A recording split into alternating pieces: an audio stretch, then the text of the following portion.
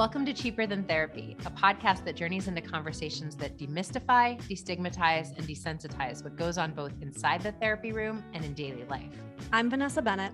And I'm Danae Logan. And we are seekers, soul sisters, and holders of sacred space. Every week, we sit down for soul-provoking conversations with fellow seekers, thought leaders, change makers, and even real people during live coaching sessions as they navigate the hard work it takes to be a human. This is Cheaper Than Therapy. We have news for you all. Yeah, we are so excited to share that, as so many of you have asked for us to host more than just 1 week-long immersive experience, we are bringing another retreat into the fold this year. And this time we're headed to Nosara, Costa Rica, June 3rd through 10th. Yeah. We heard you. We're doing more. We're trying. This time, though, we're actually bringing in 2 of our dear friends and colleagues to come along with us and join the party. So we're going to have Ashley Torrent and Millie Murillo there. And honestly, the 4 of us together, I don't know, our powers combined, drawing from our collective work in the healing modalities of psychotherapy, coaching, mediumship, astrology, somatic movement, group processing, all the things.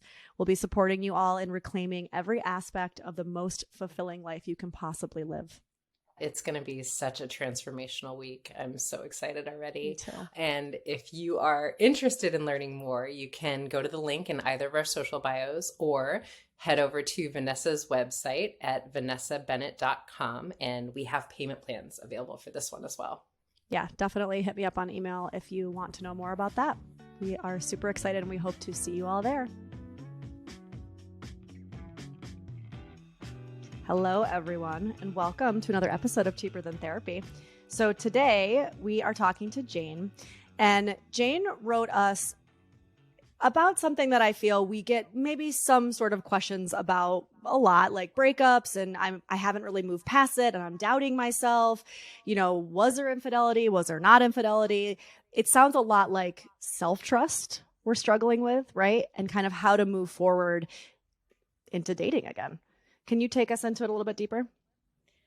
Yes, I think as you rightly said, that it's all about self-trust. And since this incident has happened, and I honestly, I didn't have physical proof. I mean, physical proof could be just seeing pictures of somebody naked maybe, but I knew that my partner was visiting this other girl and still talking to other people, but it was very early in the relationship, within the first couple of weeks. And that sort of gave him also the leeway that, hey, we just started dating and anyway nothing was happening and just friends. I didn't tell you because you might get uncomfortable and I didn't want you to leave me, those kind of things. But I just couldn't trust him again after that. I tried really hard. And even after that, there was a lot of incongruence in his words and in his actions. He would promise, that, okay, I'll do this for you, I'll do that for you to make things better, but then he wouldn't show up. And then it would be like, oh, but it's too early in the relationship, I'm not ready yet. And why did you promise that you'd do all of those things? So I really couldn't trust him after that. And there were other issues also, there was a lot of, I don't know if it's the whole avoidance or something, but he wouldn't reply to me, sometimes not even reply the whole evening or night and get back the next day. And even verbally, my love language is definitely words of affirmation, which he knew, but he would not really compliment me or things like that. And he would call me oh, you're such a fatty, in a cute way, but it would bother me. Things like that used to keep happening, or he was traveling once and I asked him to get me something and he's like, oh, I'll get you these flag themed undies or something, but then we'll have to see, because you have such thunder thighs, I don't know what will fit them. And it would be a joke, and he'd be like, oh, but I like your thighs. But he would say all those things and I just couldn't keep up with it. But I just keep questioning myself because I feel like I knew that it wouldn't work from the beginning. Even from the first date, we didn't date for maybe 4 or 5 months after the first date. Mm-hmm. And on that first meeting itself, I cried after coming back that I feel something is wrong, something feels so off. And I couldn't tell if it was just my anxiety or my instinct or it was just like, because I am heavily anxiously attached. Mm-hmm. So it just becomes very hard for me to discern that. And then later on, it feels like, oh, I somewhere knew that, but I still did that. And that's one reason I can't trust myself.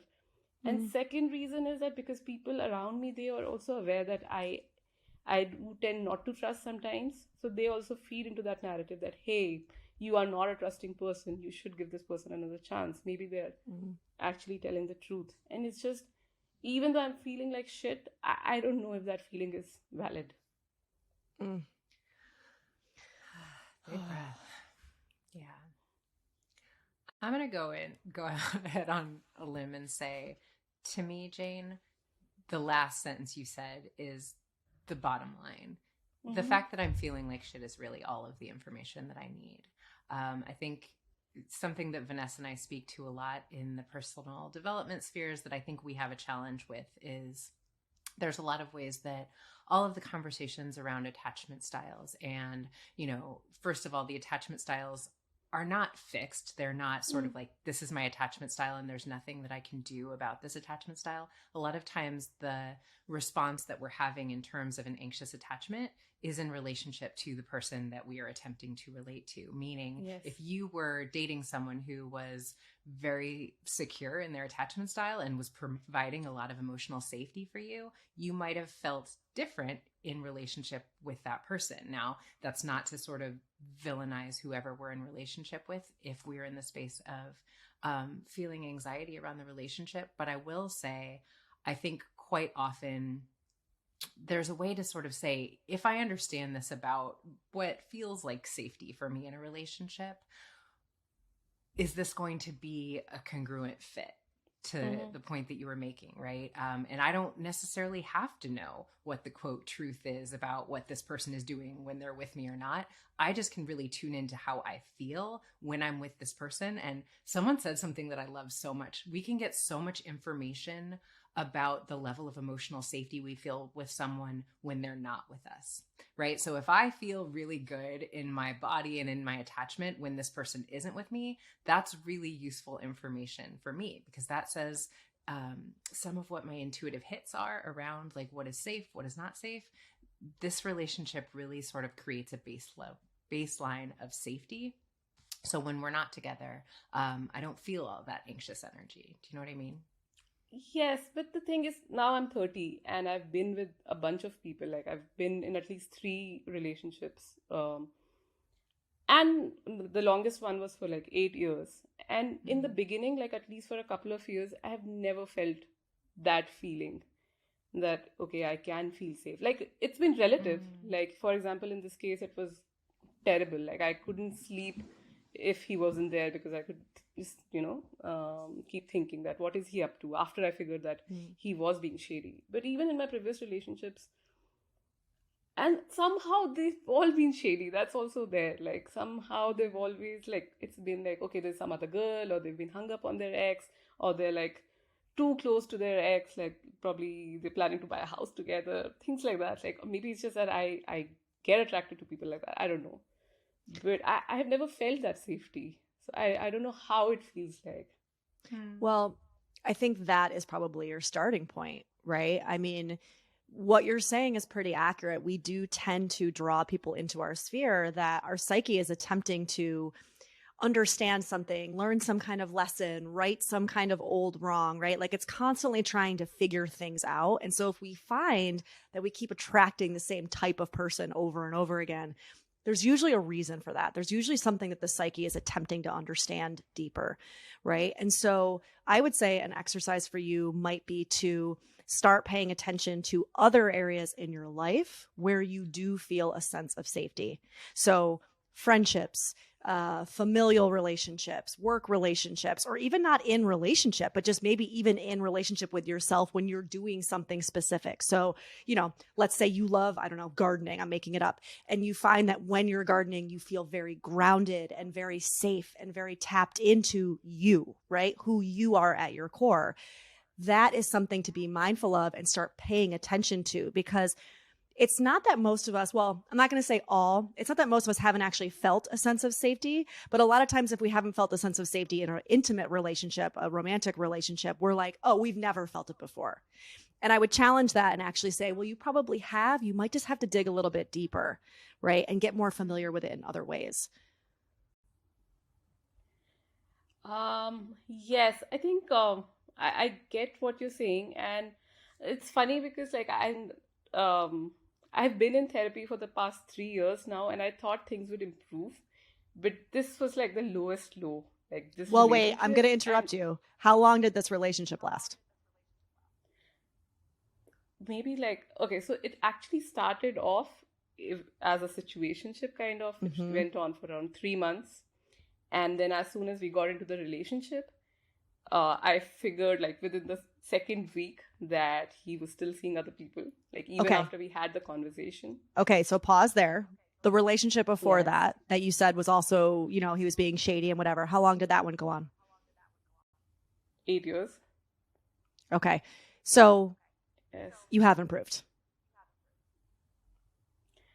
Now, wait a second. Let me finish. Right? I wanted to pause there because we do this to ourselves. Like, oh, I've been in therapy for 3 years, but I'm still not in a perfect relationship. I still haven't gotten my shit all figured out. I still haven't cracked the code, right? That's not how it works.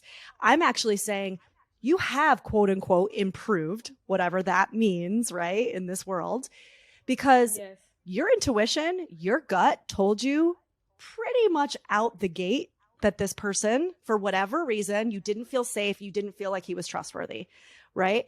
It took a lot longer for that to happen and for the actual culmination of, okay, I don't feel okay and this is ending to happen. And so I would challenge you to give yourself a little bit of credit because actually it sounds to me like you acted on your gut pretty quickly, even if you're still in the space of, can I trust myself or not trust myself? Yes, that's a fair point. That's a very valid point. I get that. Yes, and I think the other issue which comes with it, with this whole like maybe it's again as I said that people who are too attached to their exes and all of that drama, and me not trusting myself and not knowing my worth. I always feel like that if this person could be with another person for this long, why couldn't they be with me? What is like, am I not good enough? I'm not interesting enough. Maybe I don't have Mm-hmm. enough things to talk about. Maybe I'm not pretty enough, thin enough. Like, and I know objectively, and when people like, so I'm from India, so I live here. People around me, like when we talk about me, they're just like, how do you not see yourself? Like, why do you feel you're not those things? And I, I just don't see it. Like, objectively, yes, I can say those things, but I don't feel it. Yeah. Jane, I want to name something that I think is important in the context of you giving yourself some grace around the why. There's so much about the way that we have been programmed as women, culturally, societally, familially, in what has been modeled for us. You said a magic phrase for me that sort of like my ears go every time I hear this, which is I'm almost 30 or I'm 30, right? And there's so much about the way that we've been conditioned that if I reach a certain age and I haven't been chosen, then somehow my market value has gone down, right? Yes. And it becomes really difficult for us to build a home within ourselves and really tap into the depth of our self-worth when we have been trained to believe that our self-worth lies in being chosen and who chooses us and whether or not we are worthy because someone else says we're worthy. It's like this thing that we're trying to wrestle with in our head, and there isn't congruency there. I'm either worthy because I say so, or I'm worthy because someone else decides, and we can't have it both ways. And so some of the things that we're talking about in terms of like the work that you're doing in therapy and even the work of really slowing down the process of choosing someone until I feel that hit of emotional safety. And I like to say, however we start a relationship actually does give us a lot of information about this person's capacity. So if I started in a situationship, and this is not a popular opinion, but a lot of times by design, situationships don't create a lot of emotional safety because there's not a lot of clarity around what we're doing here, right? And so if that's sort of the dynamic that we start with, that really sets a baseline of trust, as you spoke to, between me and this person. I mean, and if we're both clear and this is what's happening and this is what I am wanting for myself, amazing. Like, knock yourself out. But what I find is a lot of times as women, we're in situationships hoping that at some point this is going to turn into something a little bit more solidified, and that becomes a real form of self-abandonment right from the jump in this dynamic. And again, so much of this is what we've been trained to do. Follow that other person's lead.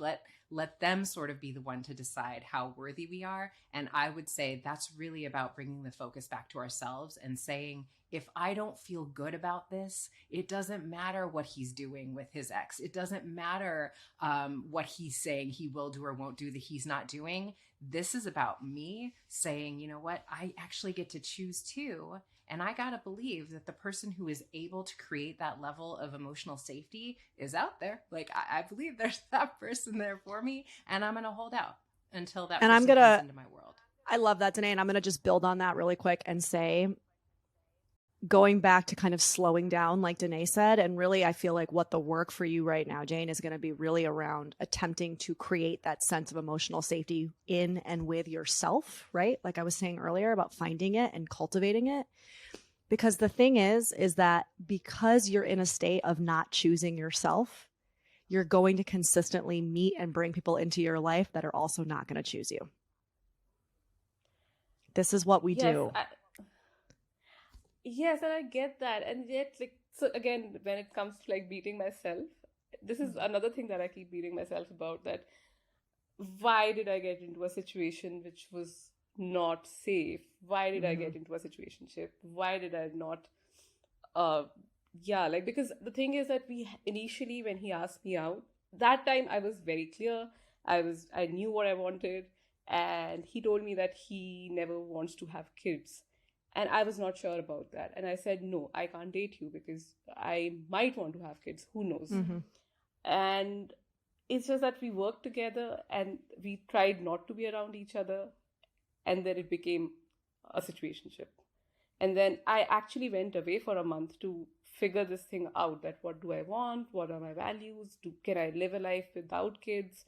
Can I date this person? I came back, I had that conversation, and after this shadiness started coming to light. And I keep beating myself that if I had stayed away, probably he wouldn't have done that to me. But I lowered my value in his eyes by being in that situation. And that's why he thought that he could do that. Yeah. I think so often what we do, Jane, is we attempt to go backward and do a little bit of Monday morning quarterbacking on the decisions that we've made in the past. And I actually find it's a little bit of a reframe on what we're doing here. I believe this is a life school. I believe that every experience and situation we are in becomes information that we learn from. The goal of life is not to like get through it, pass, fail, or like getting straight A's the whole time. It's that everything that we experience is the curriculum that we need to continue to grow and understand ourselves more. And so I think it's less useful to circle back and beat myself up about the decisions I made and say that was me gathering information about what works and doesn't work for me relationally. And now I'm in the space of forward momentum. So what I understand that I'm not going to do again is when something doesn't feel true to me or doesn't feel safe to me, I'm going to slow down. And I love just like what Vanessa's saying about slowing down, because it gives me the opportunity I don't have to know for sure.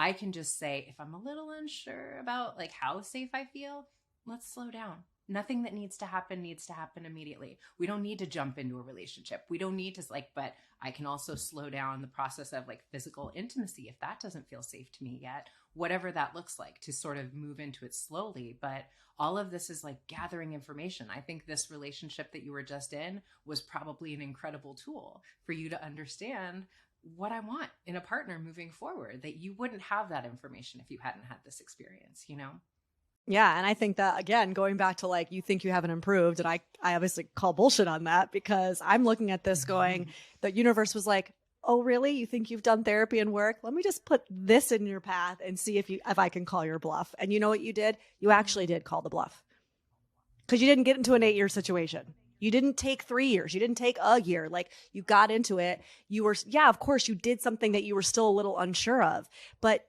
you got out pretty damn quickly. And so it feels to me like where I'm sitting, I'm looking at you going, brava, because what you did was actually call the universe's bluff. You're like, no, I am paying attention. I am listening, and I am doing what Danae's saying, which is gathering information and paying attention to it. Did I do it perfectly? No, but there's no such thing, Jane. There's no such thing. Doesn't exist. And that's not really literally. the point. Yeah. That's not the point either. And I think that, a lot of times people will say, as we're growing, the universe gives us tests. And it's not like punitive. It's just the universe gives us opportunities to sort of walk the walk and demonstrate to ourselves that we actually believe what we say we believe. Like, if I feel like I want a partnership that is reciprocal and I feel safe in, and I like feel really loved and cherished, well, here's something to prove, like, to yourself that this is a value that I hold and that I'm willing to sort of insist upon myself. And that is, we build self-esteem by keeping the promises we make to ourselves. And so next time when you're dating someone and they do something, as you said, that is, their actions are not congruent with the things that they've said, you will sort of say, oof, been here before. It's not my favorite thing. And so this is not in alignment with who I'm becoming. No shade, no, no fault zone, but not in alignment with me. And I know that about me now, Yes, I get that. I was overcorrecting also this time around, because usually, like, it's become easier to see people who are love bombing you, and you stay away from them. But in this case, this person was always cold. So I just saw that as a safer situation to be in, that he's never going to disappoint me by not showing up, because he's not showing up anyway. Awesome. You know what you did? You got to experience both sides of the pendulum. That's a pendulum swing, and it is a very normal, natural thing. It's what we do as humans. If we've been in one extreme for too long and we are like, "Ooh, I don't like that extreme. It feels unhealthy. It feels whatever," then usually we will swing to the other extreme in response. And then what's so great about that is now in your body at a felt sense level, you go, "Oh, I know I don't like that extreme either, because that also feels like shit. That also doesn't feel safe. And I know where that goes." So now you have a felt based like sense of both sides. And now you get to start to feel into what would middle ground feel like. That to me feels like safety. What would that middle of the pendulum? What does that middle of the road feel like? And so again, if we look at all of this as opportunities for information gathering, you have now felt into two extremes. Great. Awesome. Lesson learned, understood, file it away. Yes, but I think before I do anything else, like date or whatever, I just somehow need to build some self-esteem, which has taken such a massive hit in the past 6 months or so now, since this drama began. And I don't know where to, I'm really trying, but it's just, I don't know if it's working yet. Well, this is pretty fresh from what you're describing, Jane. And here's the permission slip I would love to offer you, if I may. I think beautiful. I love that that's your response, is that I want to bring the focus to myself and building that solid foundation within me first. And, I have a little bit of a different perspective than a lot of people on relationships. I think we have been so conditioned that the worst thing in the world we can be is single, and that we need to, when we're single, just be in this interim period until I get the next person so I can finally exhale. Right. And I think it actually causes us to choose a lot of relationships that are not in alignment with who we are becoming and the depth of what we want for ourselves in our lives, and can really be something, I so often talk to people when they're single about I just lost myself for a while, but I'm trying to get myself back, right? And I think our work becomes more about saying to myself, I am going to fall so in love with myself that my solitude is so sweet. It has to be so good for me to be interested in a relationship, right? So the baseline becomes me. And then when it's justified, then I make space for someone else in my life. But I got to really do the work you're talking about to really build a solid relationship with loving myself well first. And that's the work, right? And you're still fresh. So I really want you to give yourself some grace around, I'm not there. Of course you're not there. You're a little bit still in the grief space from what you're describing, Yeah. Yes, for sure. Jane, I think I really appreciate you coming and talking to us about this, because I feel like so many people are going to be able to relate to this. And this idea of like, where do I start? Where do I even begin when it comes to building self-esteem? Well, you're doing it. You don't realize you're doing it, but you're doing it. It's in the everyday moments. It's in the fact that you're choosing yourself. You're going to therapy. You're even doing this work where you're like looking back on this dynamic. Okay, what could I have done differently, right? What did I learn? You're going to start to notice when you beat yourself up, notice that self-talk, right? Oh, you chose wrong. You did this again. I can't believe, when all those words start to come up, you have an opportunity in the moment to go, wait, no, pause. That wasn't me failing. That was me learning. So maybe I can change the language I'm using on myself a little bit. And maybe I can sit in the space of, what did I learn? How far have I come? Right? Because it's not to say you're not going to sit and reflect. Of course you are, but you want to reflect in a way that feels, again, like giving yourself grace. Because also, we don't learn or grow our self-esteem by being nasty to ourselves, right? And also, we can't really provide that kind of love and care for other people if we can't provide it for ourselves. Meaning, if I'm in a constant state of beating myself up, usually that's like my self-talk, then usually that talk kind of trickles out to others too. And so even more reason to go, I need to get really loving with myself. I need to really pull it back in and notice the words that I'm using when I speak about myself to myself. And even in the way, and again, to Nene's point, you are still in the grief stage. It is very early, but I've noticed even the words that you use. And so I want to offer that to you too, to pay attention to how you speak about yourself. And there's something that you just reminded me of, Vanessa, that we didn't touch on, but I want to name. Some of the things that you're describing from this past relationship were straight up emotional abuse. Thank you. I think Vanessa and I both winced a little when you were talking about some of the things that he said about your body. And so it's really important also to do some of this work about being in right relationship with and cherishing myself, because to the point Vanessa was making earlier, we invite some of these energetics into our world as an opportunity to heal, so that in the next dynamic I'm in, when someone says something about thunder thighs, I would be so reflexively horrified that is the end of whatever this is we're doing here. Because, period. The end. No, you can let me out right here. Thank you. And there are a lot of things, and I'm not saying that in any way for you to be shaming of yourself, because there are a lot of things a lot of times that were modeled for us, that this is an acceptable way to talk to people, or, if we grew up in a house where people said, for instance, shut up, right? That will feel like, yeah, that's just the way we talk to one another. We don't say that in my house, period, hard stop. My kid will hear that other places, and I'm like, we don't say words like that to one another. That's not how we speak to one another. And so for myself, I can reframe, there are ways that I will never be talked to in a relationship again. And that's another one of those forward momentum things. I have radical self-forgiveness for the version of me that thought that it was okay for someone to talk to me like that. We've all been there, sister. And moving forward, never, ever, ever again will a man be talking about my body in a way that is anything other than cherishing it. And we stay in relationship with one another. You know what I mean? Yes, I do. I mean, it's actually one of the things that was a constant issue, which I would keep bringing up. And he would say that, hey, I understand, I don't want to hurt you, and I will not do that. That's how I show affection, but I will work on that. And he did actually work on that. I'm not saying he didn't, but it would still keep coming up, and then I would get frustrated and I would retaliate. So I would also do something to bring him down.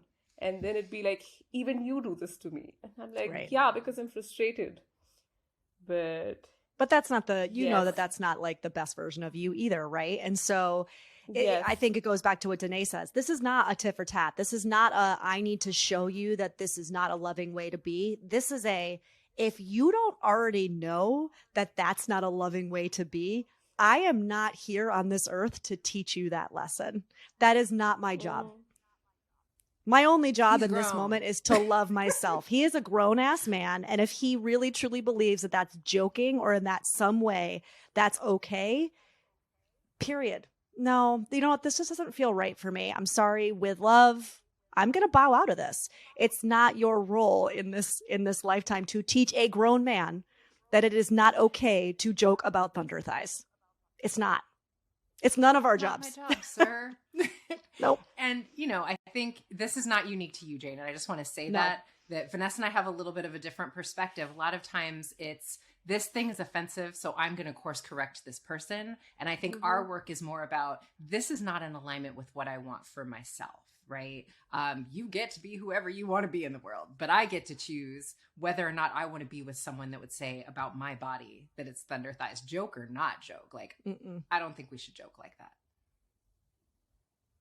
Yes, but then I don't know. Like, I feel like aren't most men like that? No. Are there Hell people no. who don't do No. And Jane, if No, those are most sister. men that you're bringing into your sphere, this is all the more reason to slow down To be alone and for a do while, the work sister. internally and be alone for a while, because there is a little bit of something going on with the dynamics that you're bringing into your sphere. And I think, again, going back to what we were saying in the beginning, there's a reason you're being offered up a lot of opportunities here to focus inward and really grow that self-love and that self-esteem by continually being presented with people who are challenging that. And so again, okay, universe, I see you. I hear you. Thank you for the lessons. I will take those lessons in and I will do my best to learn them. But until I feel okay about it, I'm not going to continue to go out there and seek, obviously not consciously, right? But like seek this kind of energy. I just want to leave you with one final thought that just came up as Vanessa was speaking. Here's what I want you to hold for me, Jane. The universe loves you so very much that this last demonstration of what you were worthy of had to be so big that it became undeniably clear to you.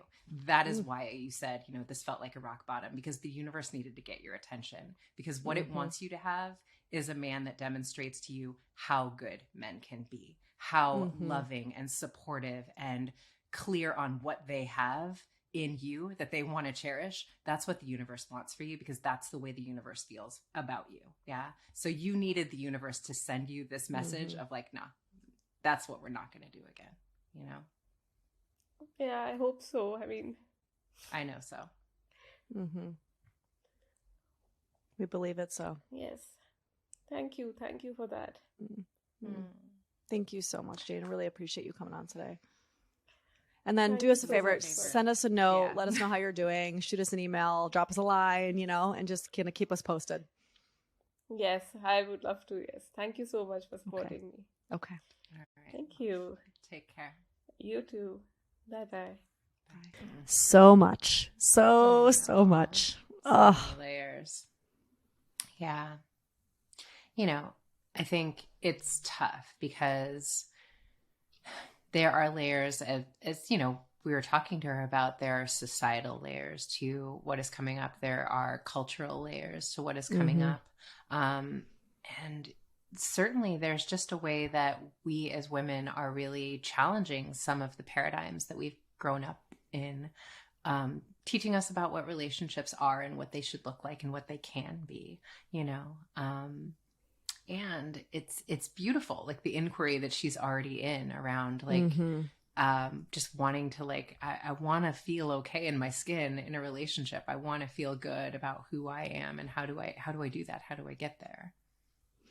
Yeah. And I think that for so many of us, we look at, like healing work, for, I guess, lack of a better term, we look at healing work as some kind of linear path, right? You and I talk about this a lot. Like, well, when I have self-esteem, when I do this, when I feel this, and it's like, you're in it every moment.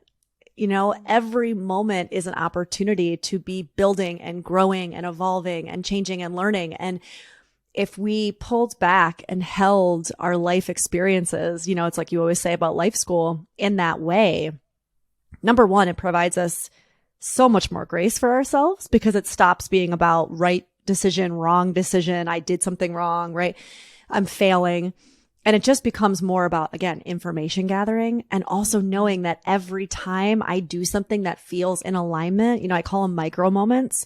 Every time you set that boundary, every time you speak up for yourself, every time you don't people please, right? Like whatever your thing is, you are actually laying an individual building block in that foundation of self-love, of self-esteem, of not abandoning self, right? And you can't see it. It's not a tangible thing. And it's so hard for us because we want it to be tangible, but you have to look at it as like building blocks, you know? And I just hope that she comes to a place where she's able to see that what she did in this last dynamic was, in fact, I see as a building block. I mean, she did act differently than what she has said that she's done in the past. And sometimes we can't see that in ourselves, you know? It's hard to see ourselves. Yeah. Yeah. And I think that there's this thing of radical self-forgiveness that I feel like it can be really challenging for us to allow ourselves the grace of understanding that we need all of the experiences we go through to gather the information that we are meant to learn from.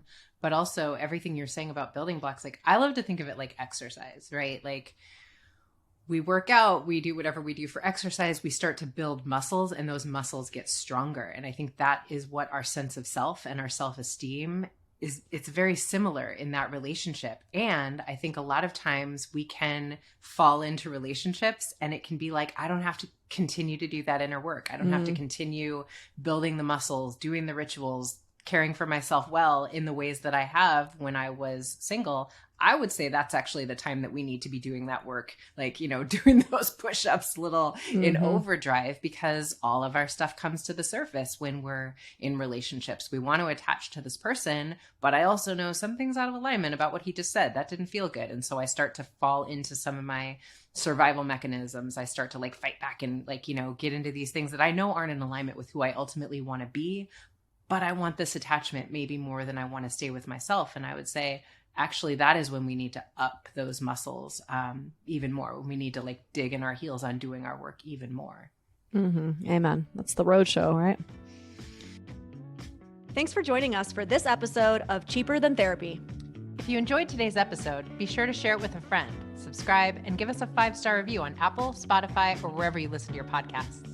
And if you want to connect with us more, find us on Instagram at Cheaper Than Therapy, the podcast.